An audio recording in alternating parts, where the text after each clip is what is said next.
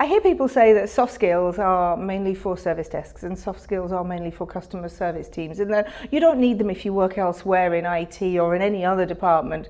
But that's not true.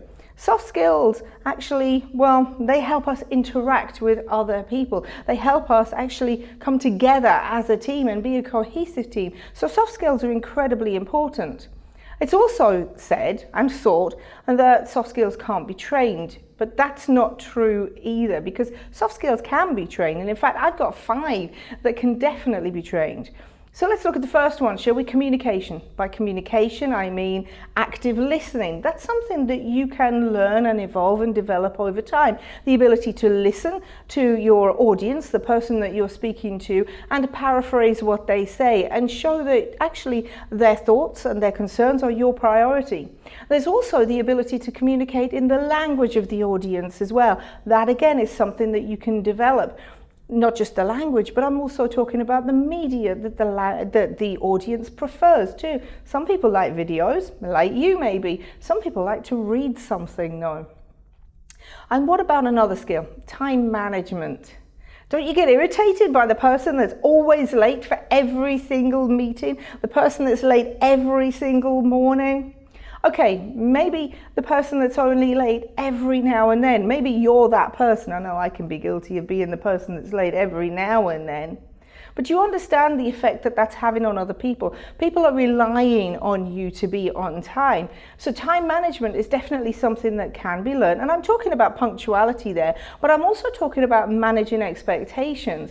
If I say to a customer that I'm going to have a report ready for them, or I'm going to have an update for them in 5 minutes time, then I really need to manage that expectation and make sure that I am getting back to that person in 5 minutes. And that means effective time management, and that's a skill that can be learned. That leads me into emotional intelligence, another skill that can be learned. How is your tardiness? How's your lateness affecting other people? How are your general behavior affecting other people? It's the way that you behave. Is it having a negative effect on the team, or is it having a positive effect on the team? Do you even know? Then perhaps you need to enhance your emotional intelligence skills. And then we have conflict resolution skills. They can definitely be learned. I've seen a lot of people in support areas whose first response is always to back down when it comes to a conflict, whose first response is always to say, well, the customer's always right, and therefore we don't argue with the customer. So how can you then explain to that customer or that other person that you have a different opinion and that your opinion is just as valid as anybody else's, that your contribution is just as valid as anybody else's contribution? That's something that can be learned and can be nurtured over time. And then lastly, there's a skill of analytics. What do you mean by that? I hear you ask. Well, analytics is really about analyzing certain situations. When was the last time you asked the question, why? I know that 3-year-old toddlers can be really irritated sometimes when they do that, but when was the last time you asked the question why? Do you ever try to get to the bottom of somebody's rationale, somebody else's opinion, understand them a little bit more? Understand your customers a little bit more. Ask the questions why. If you understand why, then you will definitely be more bought into any potential solution.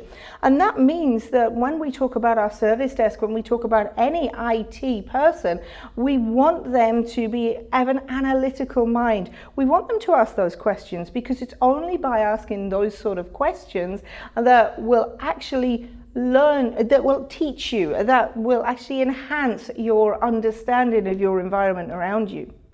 So I will challenge anybody that turns around and says to me that soft skills can't be trained, that they are just natural, that they are just a trait. Well, take a look at those 5 I've just talked about and see if you can train those.